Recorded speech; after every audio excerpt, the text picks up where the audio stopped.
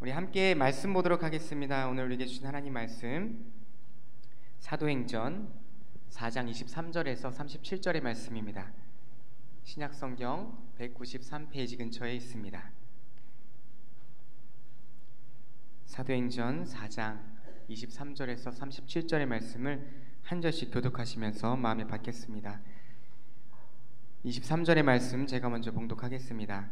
사도들이 노임에 그 동료에게 가서 제사장들과 장로들의 말을 다 알리니 그들이 듣고 한 마음으로 하나님께 소리를 높여 이르되 대주제여 천지와 바다와 그 가운데 만물을 지으신 이시요 또 주의 종 우리 조상 다윗의 입을 통하여 성령으로 말씀하시기를 어찌하여 열방이 분노하며 족속들이 허사를 경영하는고 세상의 군왕들이 나서며 관리들이 함께 모여 주와 그의 그리스도를 대적하도다 하신 이로소이다. 과연 헤롯과 본디오 빌라도는 이방인과 이스라엘 백성과 합세하여 하나님께서 기름 부으신 거룩한 종 예수를 거슬러 하나님의 권능과 뜻대로 이르려고 예정하신 그것을 행하려고 이성에 목였나이다. 주여 이제도 그들의 위협함을 굽어보시옵고 또 종들로 하여금 담대히 하나님의 말씀을 전하게 하여 주시오며 손을 내밀어 병을 낫게 하시옵고 표적과 기사가 거룩한 종 예수의 이름으로 이루어지게 하옵소서 하더라. 빌기를 다음에 모인 곳이 진동하더니 무리가 다 성령이 충만하여 담대히 하나님의 말씀을 전하니라. 믿는 무리가 한 마음과 한 뜻이 되어 모든 물건을 서로 통용하고 자기 재물을 조금이라도 자기 것이라 하는 이가 하나도 없더라. 사도들이 큰 권능으로 주 예수의 부활을 증언하니 무리가 큰 은혜를 받아 그 중에 가난한 사람이 없으니 이는 밭과 집 있는 자는 팔아 그 판 것의 값을 가져다가 사도들의 발 앞에 두매 그들이 각 사람의 필요를 따라 나누어 줌이라. 그 부레에서 난 레위족 사람이 있으니 이름은 요셉이라.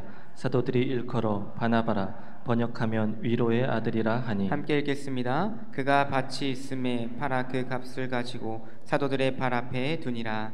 아멘. 하나님의 말씀입니다. 오늘 우리에게 허락하신 사도행전을 말씀을 통하여 성령 충만과 성령의 역사라는 제목으로 함께 말씀의 은혜 나눌 때에 하나님의 크신 은혜가 성령 충만함의 역사가 이 자리 가운데 임하길 간절히 축복드립니다. 삶을 살아가다 보면 정말 너무 피곤하고 힘들고 지쳤을 때 간절하게 쉬고 싶을 때가 있습니다. 여러분 그러실 때가 있으시죠? 없으신가 봐요. 우리가 이제 금요구역장 성경 공부를 지금까지 쭉 이어왔습니다. 근데 오늘 드디어 기다리던 방학입니다. 방학 그죠? 기다리셨죠? 네, 기다리셨을 거예요. 이제 무더운 여름 우리가 삶의 자리에서도 이 말씀의 은혜를 누릴 수 있어야 해요. 방학은 하지만 말씀의 은혜를 삶의 자리 가운데 기도를 통해서 성령 충만함의 은혜를 함께 누릴 수 있어야 합니다. 그런데요, 힘들어요. 어려워요. 여러분 번아웃이라는 말 들어보셨나요? 번아웃. 번아웃 됐다. 정말 말 뜻대로 다 타버렸다. 다 터버려서 정신적인 탈진 상태에 빠졌다라는 뜻이 있습니다. 제가 번아웃 된 적이 있었습니다. 제가 젊었을 때, 지금도 좀 젊긴 하지만 죄송합니다. 네, 더 젊었을 때 개척교회를 섬겼던 적이 있었거든요.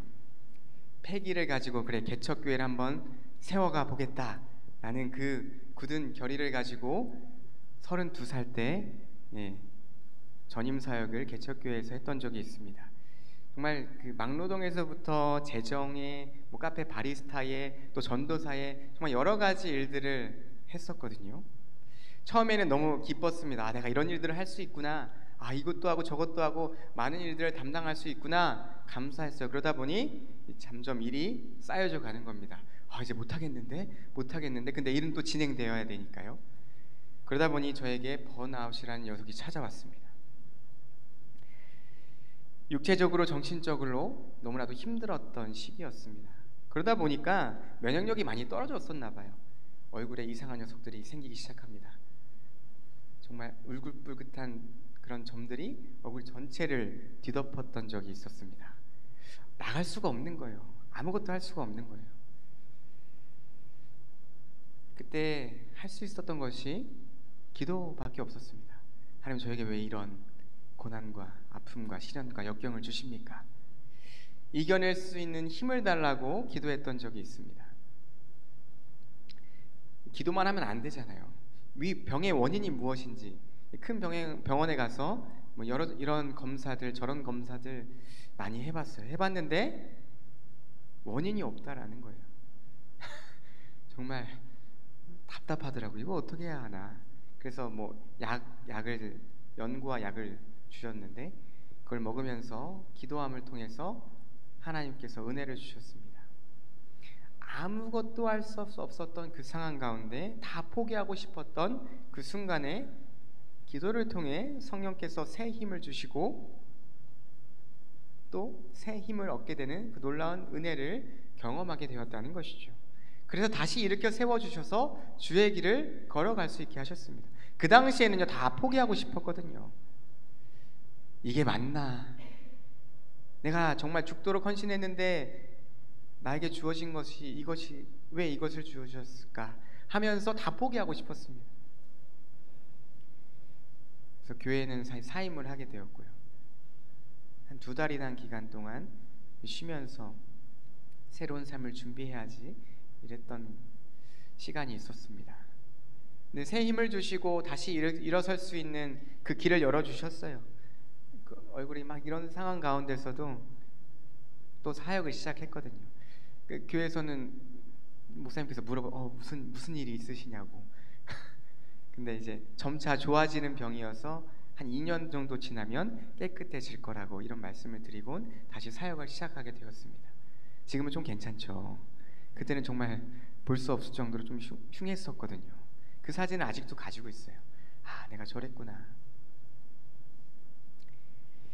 성령께서는 그랬던 저를 욕망을 따르는 사람이 아니라 책임을 따르는 사람으로 인도해 주셨습니다. 하나님께서 나에게 맡기신 그 사명을 감당할 수 있는 사람으로 인도해 주셨다는 것이죠. 성령님께서 나의 삶 가운데 오시면 내 안에서 갈등이 점점 더 커져갑니다. 은혜를 부어주셔야 하는데 갈등이 커져가는 거예요. 왜냐하면 예전에는 그냥 습관대로 하던 일들이 불편해지기 시작합니다. 예수님이라면 이 상황 가운데 어떻게 하셨을까?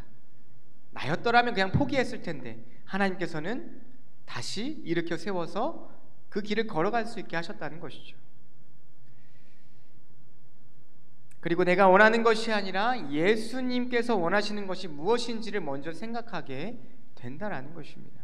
전에는 내 뜻대로 해야 속이 시원했는데 지금도 내 뜻대로 해야지 시원할 때가 있지요. 그런데 그 무엇보다 내 뜻이 아니라 하나님의 뜻이 무엇일까를 고민하게 된다는 것입니다. 비록 내 마음은 불편하지만 내 뜻을 다 꺾어버리고 예수님의 뜻을 따르면 예전에 맛보지 못한 기쁨과 평안, 감사를 맛보게 된다는 것입니다. 이렇듯 성령께서 오신 후 일어난 가장 큰 변화는요, 시도 때도 없이 예수님을 생각하게 된다는 것입니다. 종일 예수님을 생각하는 것이야말로 기적 중에 기적이죠. 생각할 것도 참 많은데 왜 예수님을 생각합니까? 성령님 때문입니다. 성령께서 계속 생각하게 하시는 거예요. 성령님이 곧 그리스도의 영이기 때문입니다.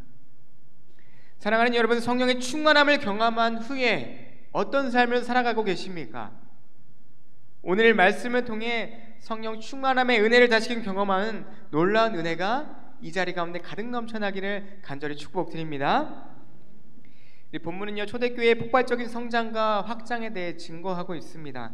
앞선 4장 1절에서 22절 말씀에는요, 솔로몬의 행각과 그 복음을 전하던 베드로와 요한의 투옥 사건과 사내들인 공회가 베드로 요한을 신문하고 협박한 뒤 석방한 내용이 기록되어져 있었습니다.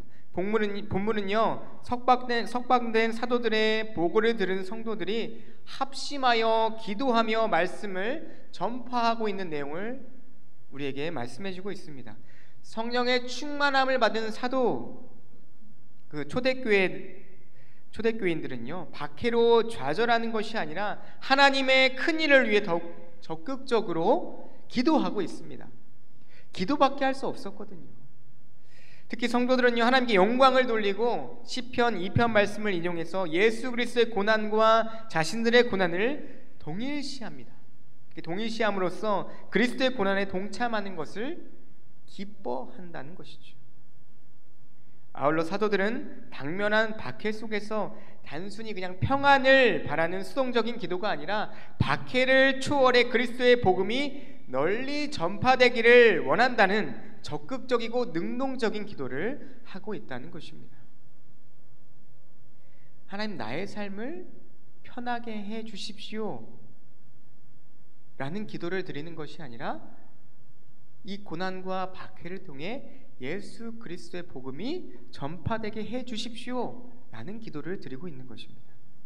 나를 위한 기도가 먼저가 아니라 예수 그리스도의 그 복음이 전파되기를, 하나님 나라 확장을 위해 기도하는 이들의 모습을 볼 수 있다는 것이죠. 그 모습을 통하여서 고난 앞에서 취해야 할 성도들의 합당한 그 태도를 우리에게 교훈해 주고 있습니다.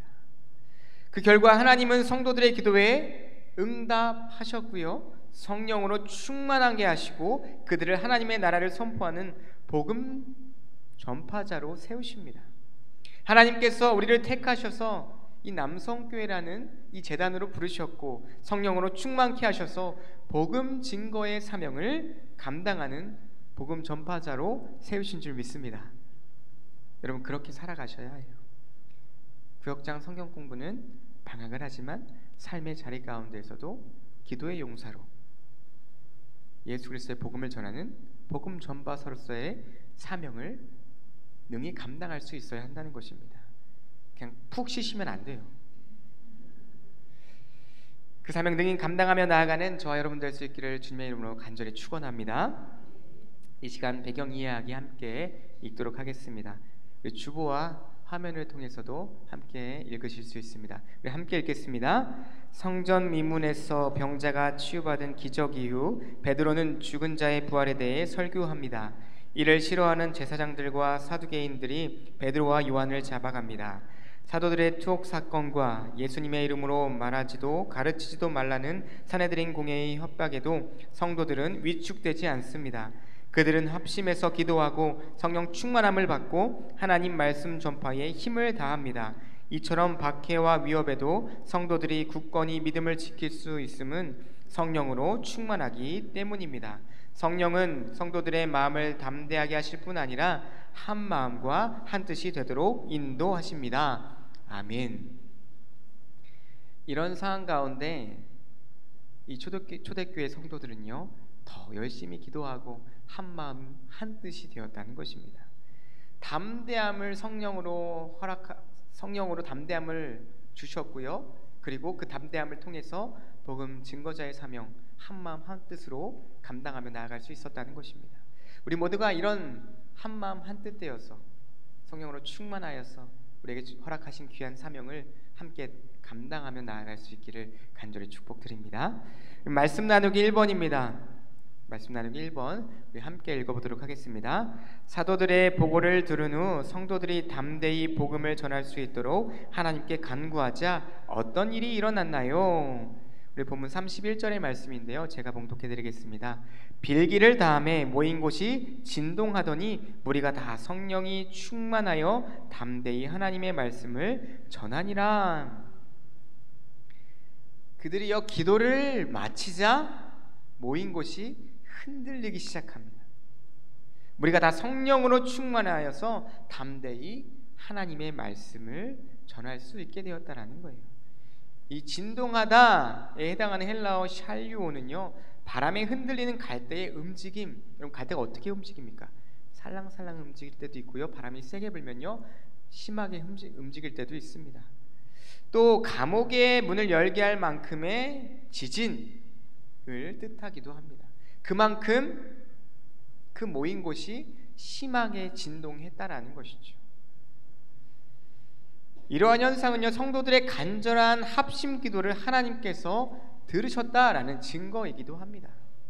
뿐만 아니라 동시에 곧 나타날 성령의 역사와도 연결되어져 있다는 것입니다.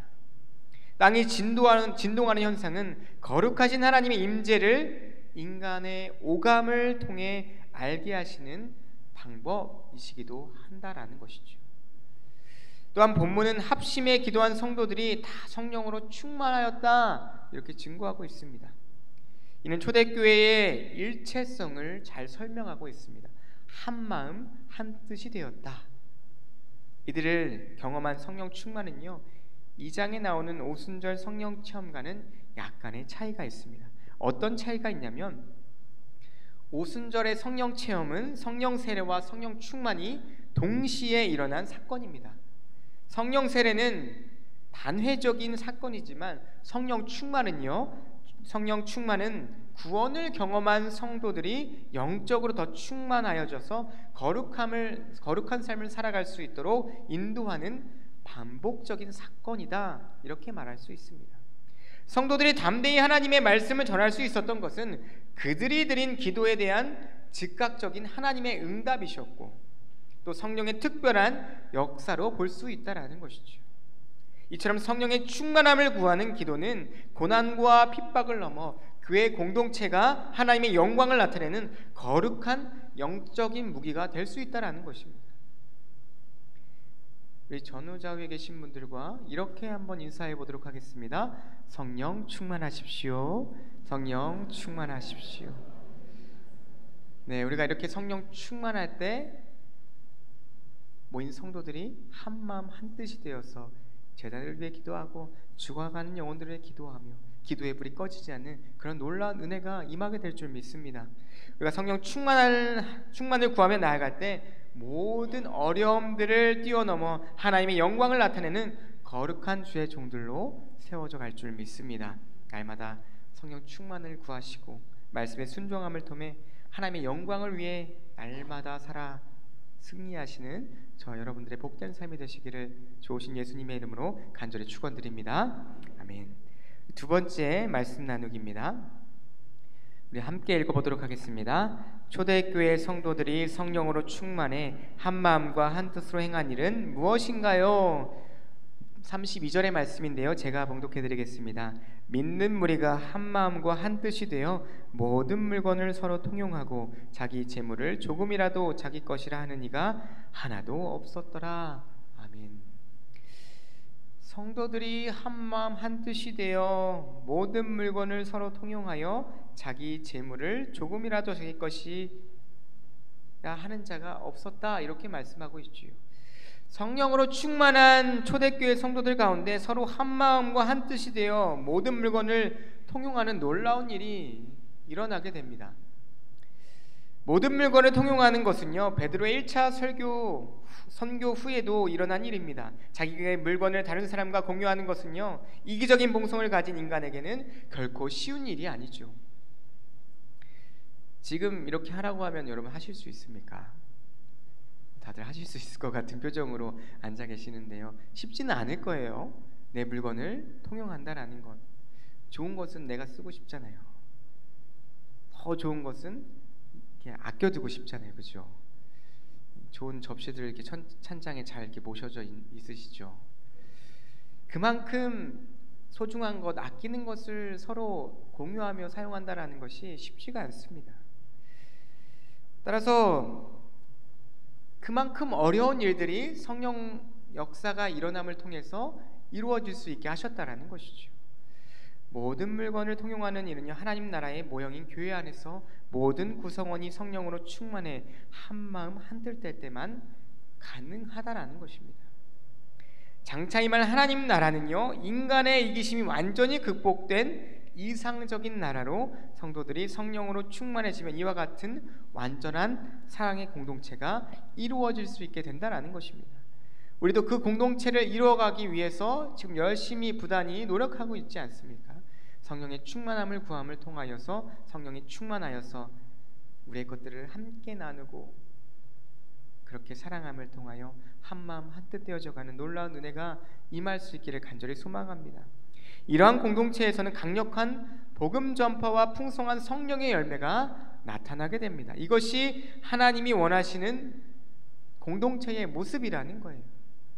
그리고 그 성령의 열매는 자연스럽게 성도들의 선행으로 이어져 가게 됩니다. 자신의 소유를 팔아 가난하고 소외된 자들을 섬기는 사랑의 선순환을 이루게 된다는 것입니다. 우리가 이 여름에 청년들이 선교를 가죠. 알지도 못하는 시골 지역에 가서 그 어르신들을 섬기고 그 교회를 섬기고 그런 많은 일들을 하게 됩니다. 또 캄보디아에 가서 전혀 언어도 통하지 않는, 얼굴도 모르는 그 땅 가운데 가서 많은 사역들을 감당하게 됩니다.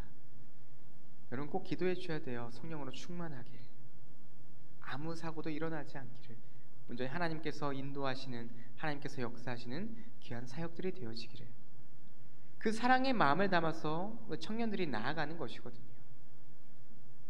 그 사랑이 그 땅 가운데 심겨질 때 그 땅은 하나님의 땅으로 변화된다라는 것입니다.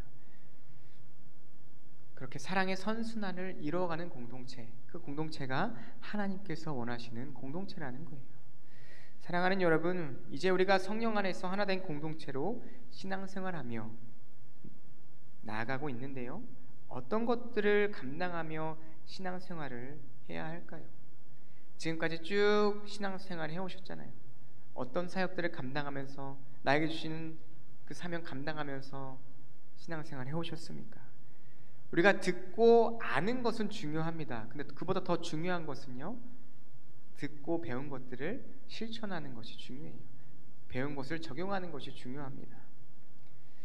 예수 그리스도의 부활을 믿고 그 은혜를 누리는 초대교회 성도들은 그 성도들의 모습은 하나님 사랑과 이웃 사랑이라는 가장 큰 계명을 실천하는 것으로 완전한 사랑의 공동체인 천국의 모형을 이루어 가게 됩니다. 32절에 한 마음과 한 뜻은요, 성도들이 전인격적으로 하나로 연합되었다는 것을 뜻하는 것입니다. 하나님을 기쁘시게 하는 일에는 전도와 구제와 예배와 봉사 등 참 많은 일들이 있는데요, 그러나 이 모든 일이 이루어지기 이전에 우리가 추구해야 할 것은 바로 성도들이 한 마음과 한 뜻을 이루어야 한다는 것입니다. 여러분 주변을 둘러보십시오. 힘들어하는 영혼들, 아파하는 영혼들, 어려운 상황 가운데 놓여있는 영혼들, 우리가 함께 섬겨야 할 사랑하는 지체들입니다. 나만 잘 먹고 잘 살면 되는 것이 아니라 그리스도인이잖아요. 하나님께서 베푸신 은혜, 나만 받은 것이 아니라 그 은혜를 함께 나누고 누릴 수 있는 그 참된 그리스도인, 그렇게 살아가는 것이 하나님께서 원하시는 나의 모습이 아닐까. 그 이웃들을 돌아보시면서 기도하고 나누고 베풀 수 있어야 한다는 것입니다. 예수님도 교회의 성도들이 하나 될 때 세상이 예수 그리스도를 믿게 될 것임을 우리에게 가르쳐 주셨습니다. 우리 모두가 정말 한 마음 한 뜻이 되어서 하나님을 기쁘시게 하는 거룩한 주의 제자들로 살아갈 수 있기를 주님의 이름으로 간절히 축원드립니다. 아멘. 우리 주보와 자막을 통해 말씀 다지기 함께 읽도록 하겠습니다. 시작. 그리스도의 몸된 교회, 성령으로 충만한 교회는 어떤 상황에서도 무너지지 않습니다.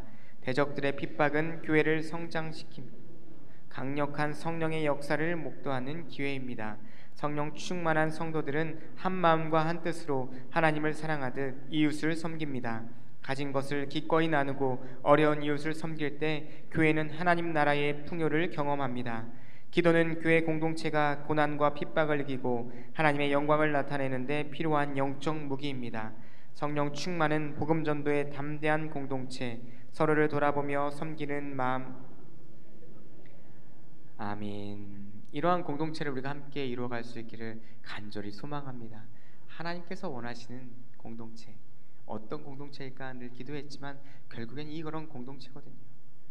한 마음 한 뜻 되어 함께 섬기는 그 마음을 통해 사랑하며 나누며 구제하며 봉사함을 통해서 아름답게 세워져가는 우리 남성 재단이 될 수 있기를 간절히 소망합니다.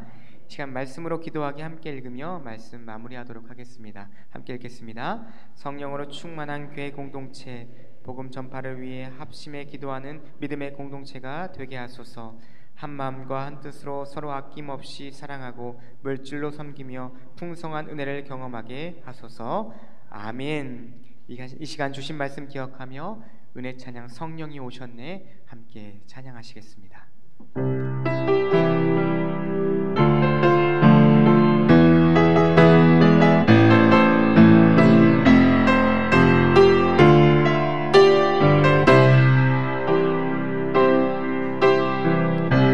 어느한 시절 지날 때